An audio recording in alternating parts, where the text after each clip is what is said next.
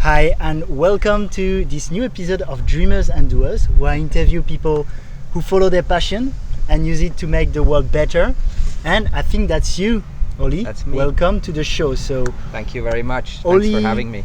No worries. Oli is the co-founder of NomadX, which is a platform for digital nomads that has 10,000 people in the community, more than 50,000 followers on social media.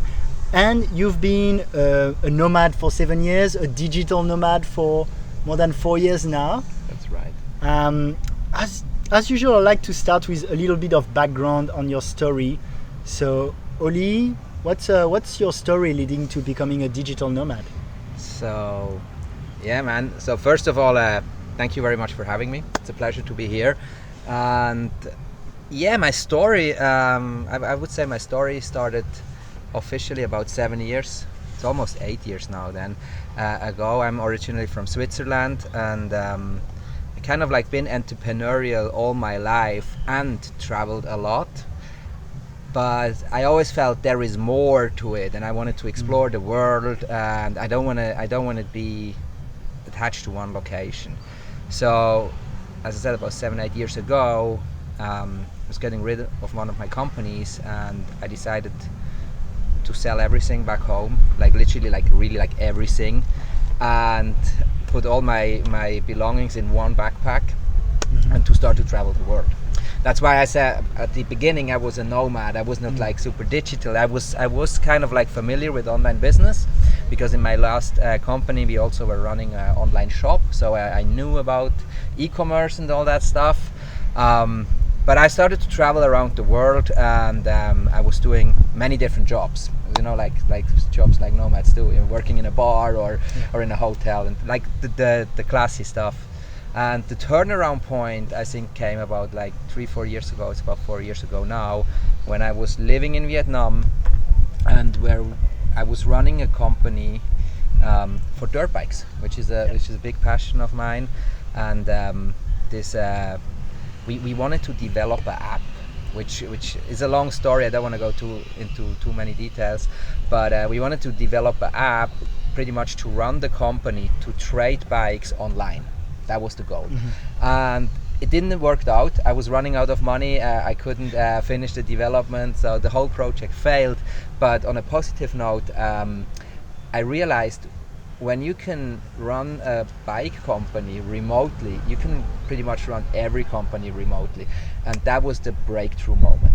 That was when I realized, you know what, you can actually run every business remotely these days, even if that project failed. And that's when it all started. And from an entrepreneurial perspective, at the same time, I was then founding a company called Homeless and Happy, which I was founding with my fiancée, Lisa. We started with the company in Vietnam, then brought it to Bali, which was a startup accelerator, became an organic grow hacking company, agency. Was one of my biggest projects in the last few years, and we helped so many people to go online with their companies. And yeah, that's when the whole digital nomad story actually started. And I even didn't know what a digital nomad is. At one point people started to call me a digital nomad. I was like, what the fuck is that? I don't know. Okay. Okay, so what's a digital nomad? That's a good story. It's a good question. You know, like what I figured out, a digital nomad is, a lot of people say, I want to become a digital nomad. You cannot become a digital nomad. You can become someone who works remotely. You know, like you can become a graphic designer, a coder, a programmer. You can run a social media agency. You can do almost everything remote and travel the world at the same time. And then you are a digital nomad.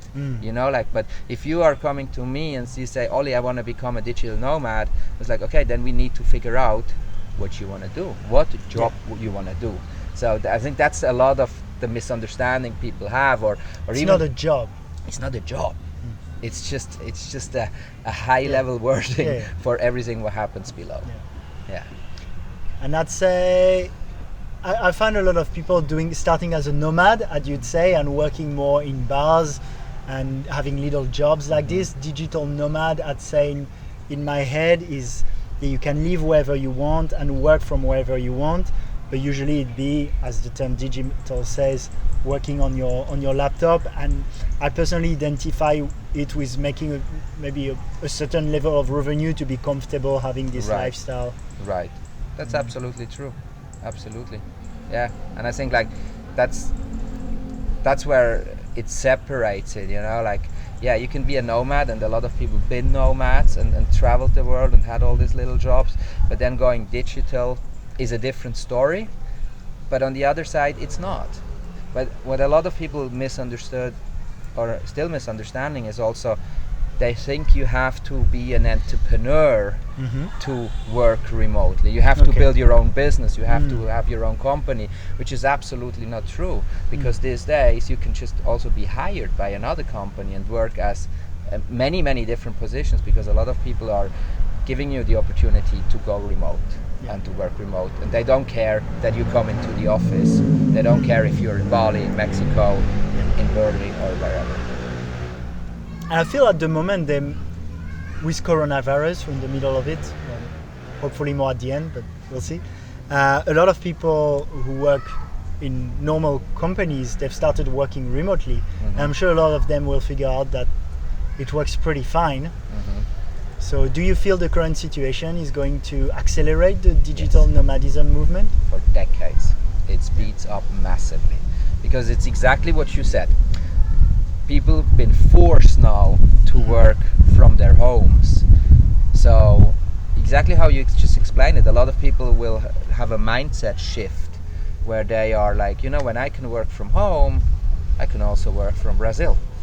Or I can work from everywhere in the world, as long as and then it comes to the classic thing, as long as I have a laptop and I have a stable internet connection, I can actually work from everywhere. And that will, the whole remote work scene, once the corona is over, unfortunately I believe we're in the middle, unfortunately not at the end, but I think we're somewhere in the middle. But once it's over, it will explode. We're very sure about that. How much? Do you know? Have an idea? Do you feel like, I don't know, in 20 years it could be, I don't know, half of the population works from remote location, and everyone and offices almost disappear, or you go there once a week just to meet every now and then? I would say that's pretty much it's not an exact forecast. I never did the math on it, but I would say in the next 10 years, half of the world will be remote. Yeah, and there is like, we're talking about the whole world population. There, unfortunately, there are still a lot of people who can't work remote because they don't have the access to all the tools you need, and even to have a laptop, and because they live in poverty. That's a different story. But from the first world, I think it's going to be about 50% in the next 10 years. Yeah. And so if someone comes to you, and tells you, I want to be a digital nomad, apart from what job do you want to do, once they figure that out too, like, I want to be a designer, or I want to do this or that. What do you recommend? Do you recommend working as a freelancer first, certain websites, or? I would say for the most people, yes, it's probably the easiest to start as a freelancer and doing some small jobs and figuring out if that really works for you, or even being hired by a company which allows you to work remotely. Where do you find these companies? I mean, like, you can find, let's talk about the big players like Google, Facebook, Twitter, Zapier. They all already are going completely remote. You can get hired by companies like this, but they are, I would say, like, for the company himself, I would still search through Facebook groups and the internet and all that stuff. For every other job, we know the platforms like Upwork and Fiverr and all that stuff, where you can easily find jobs. But there it is pretty hard, in my opinion, to stand out, because there is so much on it. But yeah, I would recommend, even if you are in a company where you were used to go to your office every day, well, just go to your boss and ask if you can start working from home permanently, and then probably like just going once a week to the office, and then probably like once a month, and then probably not anymore. the whole world will shift and it will become very accessible. I'm sure about that. It could promote a more result-driven atmosphere also, because I feel sometimes when I was working in companies, people kind of stay just to show they're staying. Well, here, if there's no one to watch how long you spend working, all that matters is the result of your work. Right, that's absolutely true, and that's a very, very, very important point. On the other side, it also, and that's what I've seen, it also needs way more self-discipline. And that's probably to come back to your last question when you ask what does it take to become a digital nomad besides of figuring out what you want to be. It takes a lot of self-discipline, way more, because when you're in your office and you're surrounded by your colleagues or by your boss, and it's such a different atmosphere than when you can go up in the morning whenever you want. You can have lunch when you want. You can surf instead of work. You can, but obviously, your company will realize pretty quick when the results are not here. But you have to force yourself way more. And then on the other side, and that's something I always mention, is like a lot of people are coming to me and they're like, oh my gosh, you live on Bali, this is the dream, and you work from Bali.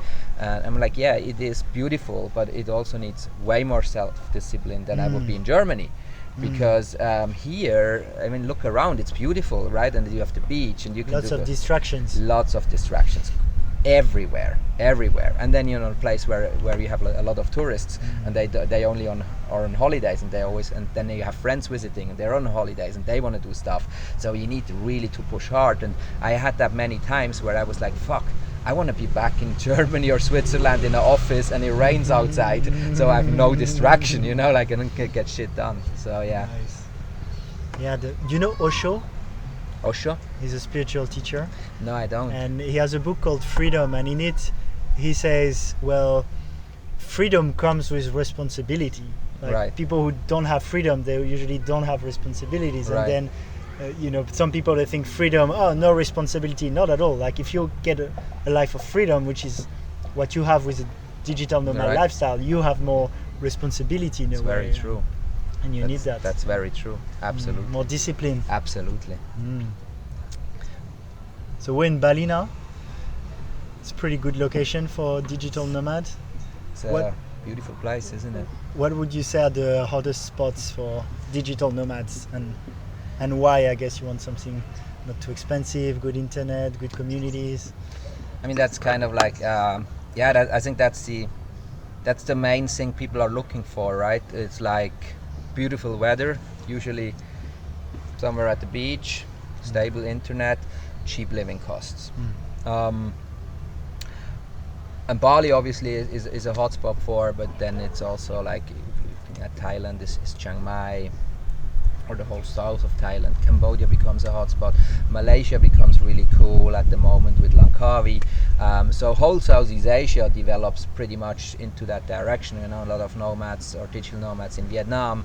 And then if you go to South America, Argentina, or especially Buenos Aires is a hotspot. Medellin in Colombia is a place where a lot of people go. If you go to Europe, Berlin, which is not that cheap, obviously, and it doesn't have a beach, but it has a really cool scene. Amsterdam is becoming very famous. So a lot of Portugal, obviously. Sorry, I should mention Portugal. My God, I should mention Portugal. I'm sorry, colleagues, if you see that. So Portugal, obviously. Portugal, we're actually calling it the Bali in Europe, because it's a bit similar, and it's also by the sea. I thought if I were to go in Europe, I'd go to Portugal. It's surf, good weather, exactly, cheaper. Good living cost, beautiful culture, awesome people, a lot of opportunities also, because a lot of tech startups are there. So there's so many places who are developing to hotspots for digital nomads at the moment. And then there are other places. I don't know if you heard about Barbados. It's just launched the digital nomad visa, one of the first in the world. But Barbados is, and we had some we had some tricky discussions about that, because a lot of people are like, oh, Barbados is super expensive. You know, like it's beautiful, it's very tropical, and now they're coming up with the digital nomad visa, but it's very expensive to live there. So a lot of people are like, oh, I don't go there. Okay. So yeah, it'd be how expensive, cheap it is, the good lifestyle, the internet. I'd say good community is important too. Here in Bali, for example, you have plenty of digital nomads that freelancers or who work in crypto or coaches or drop shippers. A lot of these. Right, a lot of drop shippers. It's like a little incubator, like you can have a bit that feel here. I think that's also, you know, like that's also a very important point, and that's why people love to come here, is as someone who works remotely, also on the entrepreneurial path, you're still a little bit of an alien to the rest of the world society. So you find your tribe here. So you find your tribe. Here you are surrounded with like-minded people, and you don't feel weird because everyone is doing the same, and that makes a difference, because then you learn faster, you grow faster, and you develop your projects faster. Yes, because for people working in an office, it's also a whole part of their social life. So I find it's true, if you start working from home in Paris, for example, for me, I'd feel pretty lonely, I think. Yeah, exactly. And then you're so isolated, right? Yeah. And you're in that bubble. And that's definitely not what happened here. And so we talked about you don't have to be an entrepreneur to be a digital nomad. Right. But I feel like a lot of digital nomads are also attracted to entrepreneurship, which is also maybe part of the freedom lifestyle is where you live and the digital nomad, but also on the projects you can do. Do you feel that's a big trend also? Do you find most digital nomads usually do it as entrepreneurs? I think at the early stage, we've seen that a lot, that a lot of digital nomads became entrepreneurs or been entrepreneurs, because they want to make it happen. I mean, even for myself, when I started that path, one of my biggest commitments, and I broke it, but one of my biggest commitments was I never ever gonna work for someone else. So, but when a year ago, when we started with NomadX, I started to work for someone else. So, but I think like you go down this entrepreneurial path and you make it happen. And then you understand it's probably not so bad to do collaborations or to work with someone else or also for someone else. So you can also make it happen on a different level and to scale faster. But yeah, to answer your question, I think it's really easy these days to become an entrepreneur. You know, like a lot of people become like, even you don't even have to go down the coaching road. Even like what you just said, like drop shipping, affiliate marketing, network marketing. You're already an entrepreneur because you run your own business, you know, like, and that's a path many people follow these days. Yeah, that's what I recommend. For example, well, I told you my main source of income is through network marketing with a frequency device I'm wearing here, and I find that it's such an easy way to become both a digital nomad and an entrepreneur, because it's true. It can be a lot when you start directly and you have to do the legal and all these parts. So and it's the same in the e-commerce industry. If you start with drop shipping, for example, where you don't have to do the logistics, and there are a lot of things that are made for you. So you can. It's an interesting one. It's you're an entrepreneur, but you rely on other platforms or services that make your task easier and more simple. You take advantage of the internet. Yeah. You know, like that's kind of like I think that's what happened. That's why it becomes possible, because now that we have the internet and the whole world is connected, there are no borders anymore. And I can sell a product in Germany and ship it from China through Alibaba and don't even be responsible about the stock. Imagine that would be like 30-40 years ago. Impossible, absolutely impossible, right?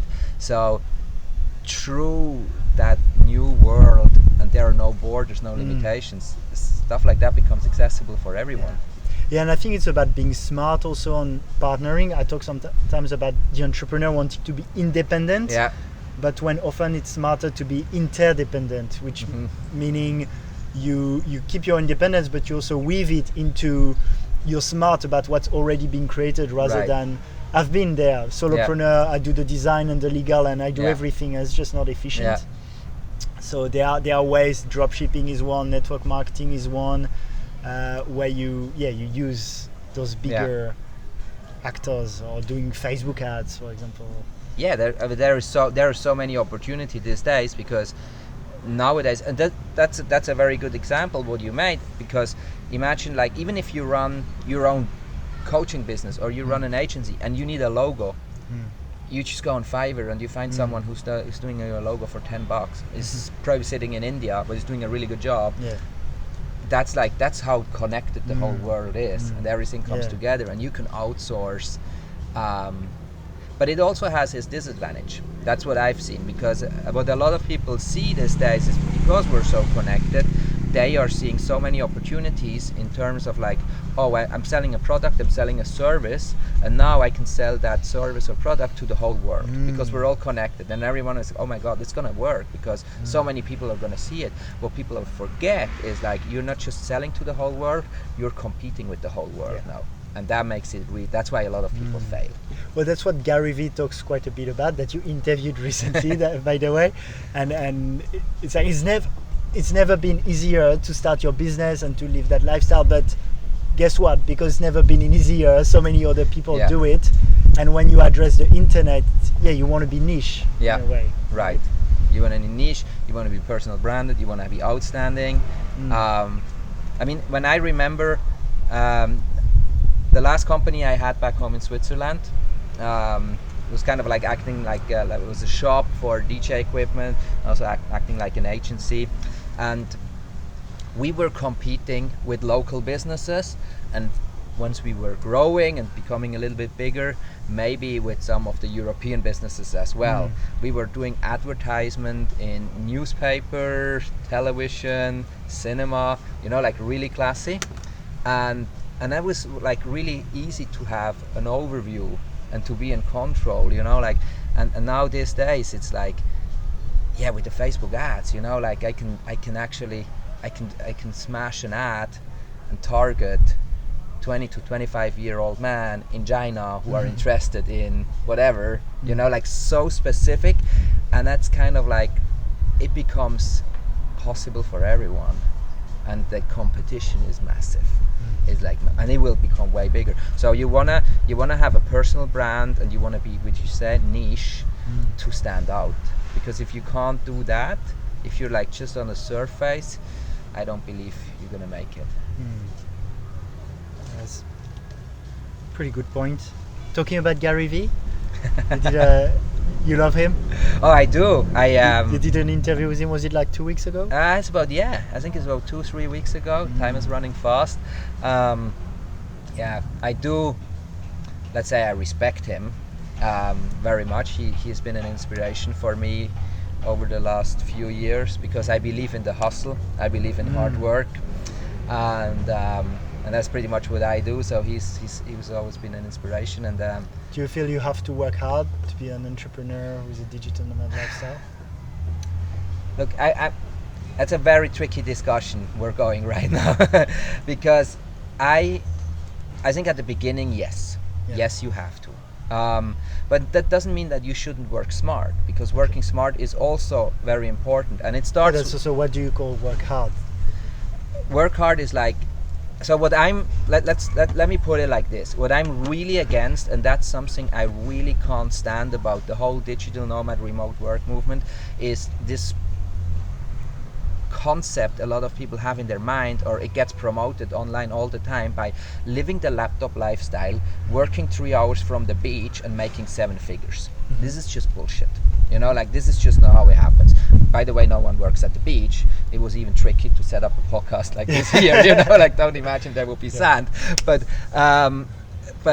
or by the pool, lying on the on the chair. It's not comfortable. Oh, you look so stiff, bro. You look so. Yeah, I can see how you hold your breath for the picture, but it's like literally like not real. Like.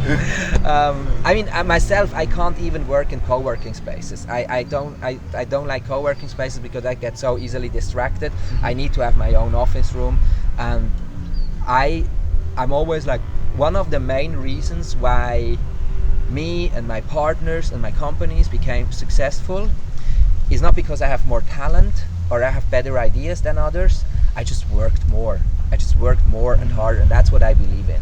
Okay. And then at one point you reach a level of personal and financial freedom, and then you start to work more smart, and then you can also reduce and see where you're going next. So at the moment, as example, I'm in a pretty low turn, also because of Corona. I'm taking it really easy, taking a lot of days off, having a beer and sitting with you here, like it's beautiful. but when it comes to the next project, I will go and hustle, and I will hustle hard, which means like 16 hours a day, and if it takes that, I go back to it, and then I make it happen. And I can tell I talk my way around, but yeah, you have to work hard. That's what I believe in. Okay. And there are people, don't get me wrong, there are people who are having overnight successes and becoming really rich and making a lot of money, but this is 1 in a million.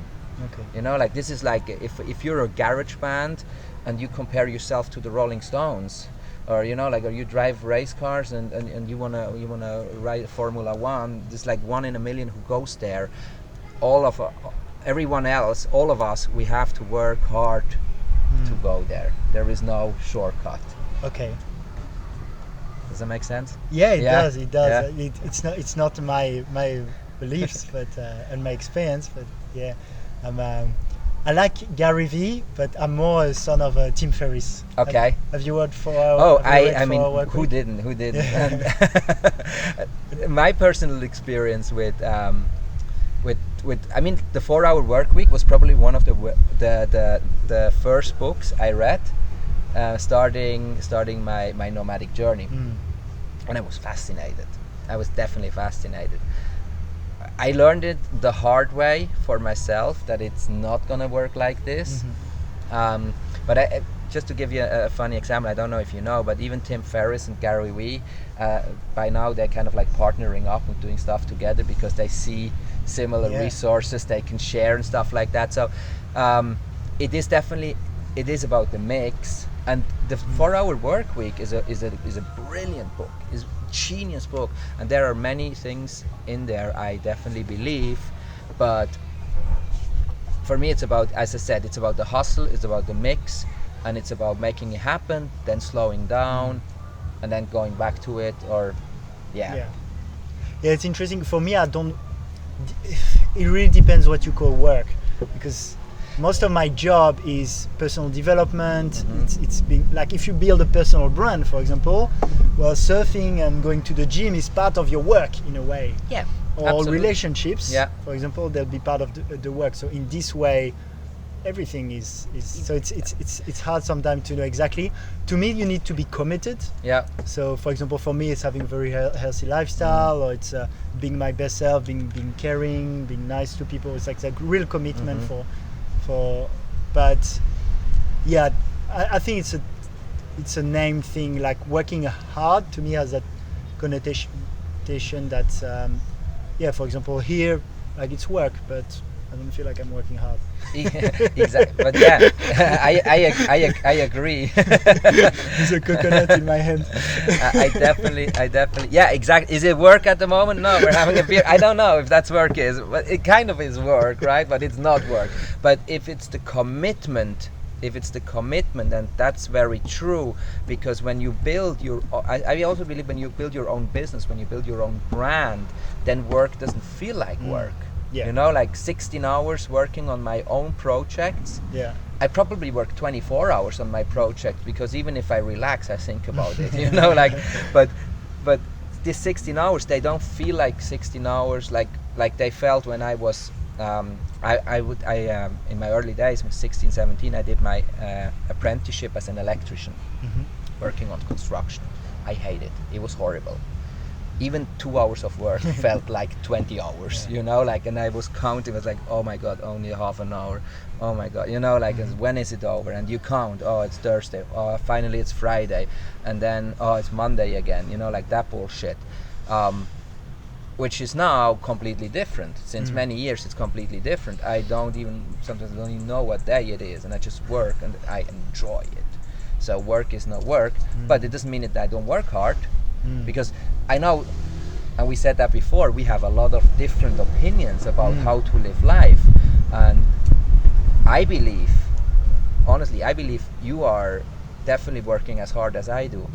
You just have a different perspective of how it looks like, you know? So, because I appreciate everyone who made it out there, like you, and even if you have a different perspective about it, doesn't mean that you don't work hard. You just, coming from a different angle. Yeah, and that's what I really like with Gary Vee, for example. Anyway, I'm listening to him a lot, even though I don't resonate sometimes with the perspective maybe he puts on it. Even when I see him, I'm like, oh, he looks a bit tired. Oh, he does. but what I love is he's always like, work hard, but if you want to create that and that makes you happy, you know, you don't like have to, in a way. It's like depending on what's your goal also. But yeah, and as you mentioned, that's something we chatted a bit before we started this recording, which was, I read a post from you where you said, I don't like ecstatic dance and I don't drink cacao and I'm not vegan and I like to have a beer. Well, it's funny because in Bali you have a bit that culture of being super healthy and maybe sometimes being too strict about it. But what you shared was about authenticity, and for me that's the most important, right?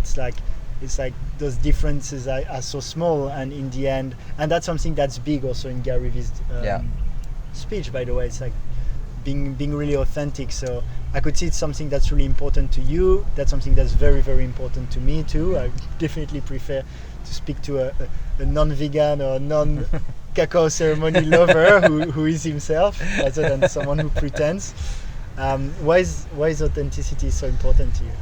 I think it's really, really important, because that's what we all should aim for, because we're living in a fake world. And coming back to what we just talked about, the whole internet made it even more fake. We all pretend to be someone who we're probably not, on many, many different levels. And you can go, and that's the beauty about the life we're living in, and as Gary Vee likes to say, and I'm completely on the same page like him, we are living in the best time ever. It's probably the best time to be alive ever. We are having the opportunity to be ourselves, and it doesn't matter what path you go, it doesn't matter what journey you choose, as long as it's authentic, and very important, as long as you don't harm anyone else. You know, like I'm not like, oh, I be authentic, I don't know, I'm a rapist. It's a bit extreme, you know. Just like, being myself. That's not okay. Authenticity has his limits, you know, like, or I be like a super fuck up, or I do bad things. That's not okay. As long as you don't harm anyone else, as long as you be true to others and yourself, go on every journey you want. Just because I live in Bali doesn't mean I need to do cacao ceremonies, you know. But just because I live in New York doesn't mean I have to have a $5 mansion. Just because I live, you know, I could go on and on and on. Just be yourself, and we all have the opportunity to be ourselves these days. And this is the magic about it. And I believe once you be yourself, you attract a tribe. And because of a tribe, because I strongly believe in communities, you will become successful. And a tribe lifts you up. And surrounding yourself with the like-minded right people will lift you up. And that's what success is. Success is not money. Money is just the currency of success, you know, like, but the real success starts where you have this independency, personal freedom, and being authentic, and you can go up in the morning and you're just a fucking happy guy. And that's when you make that, I think then you got it. And that doesn't matter if you drink cacao or beer or whatever, you know, like it doesn't matter, you know, like I appreciate you very much, and I feel like you appreciate me, and we're completely different. And I enjoy to be here with you today, which comes down to gratitude as well, which I think is really important. Yeah, and that's why authenticity means a lot to me. Authenticity, gratitude, keep it simple and real. Keep it simple and real, and yeah, gratitude, man. Gratitude is like, I think like it doesn't matter who you are, what you do, just be grateful, because it is. If you're not grateful, you can wake up in your beautiful villa in Bali and next to the surf and be unhappy. Yeah, exactly. Be Completely. grateful for everything. I even try to be grateful in the storm, you know, like when shit hits the fan, I try to be grateful because I believe that you have to go to downturns to enjoy the good sides of life as well. And so be grateful. Be grateful for your life and for what happens in your life, and that you can be here right now. Have you read a book called The Magic by Rhonda Byrne? No, I didn't. I heard about it. I never read it. It's kind of a 28-day gratitude challenge with a lot of things to make you think about, to be grateful for. So if you already do it so much, that's great. But to anyone who listens, for me, it changed my life. Yeah, awesome. It's a funny thing about gratitude, because I learned a lot about gratitude when I came to Bali, because it's a big thing here as well. And at the beginning, I didn't understand it, because I was like, why is everyone making such a big deal out of it? I'm making that naturally, organically all my life. I've ever did that all my life, you know, like even in my early days, I always took time to do a little reflection, to stand back and just be grateful. I was always grateful. I was always like happy, even when I was unhappy, you know, like, and then I came to Bali and everyone was like, gratitude, gratitude, gratitude. I was like, I don't get it. Is it not normal? Is it not like what we all do all the time? And then I learned, oh no, it's special. So yeah, it was so obvious to you that you couldn't understand. It's interesting. For me, it was more like reading about it and practicing it and being like, whoa, okay. It's powerful. It's powerful. Yes, exactly. Cool. Well, thank you, Oli. We'll wrap it up with what's next for you and the NomadX community, and how can we follow NomadX. So yeah, man, what's next for us? That's a very good question. We don't know. It's unpredictable, and I feel that's also it's a very nice feeling. Building the community. Obviously, we're building the community, and we're trying to keep the momentum and pushing the brand, the NomadX brand, on the business perspective as hard as we can. We don't know what's going to be next, because our business obviously relies on travel. Is it going to be good in 3 months? Is it going to take another 3 years? We don't know. But I think the beauty about this, like, that we don't need to know, because it's out of our control. And if it's out of your control, why would you try to change it? Just go with the flow. And I think that's also what's next for me. I mean, like, I'm gonna stay on Bali at least for the next 6 months, probably for the next 6 years, but the visas are gonna be for the next 6 months, and building out the businesses, working on many different projects, spending a lot of time not working, which is very unusual for me, but I kind of like start to like even more. And just go with the flow. That's what I do for the next few months. Go with the flow. Nice. Maybe you'll see your business skyrocket through going to the beach and working. Exactly. Who knows? Awesome. Thank you so much, Oli. Thank you very much for having me. We have a tradition.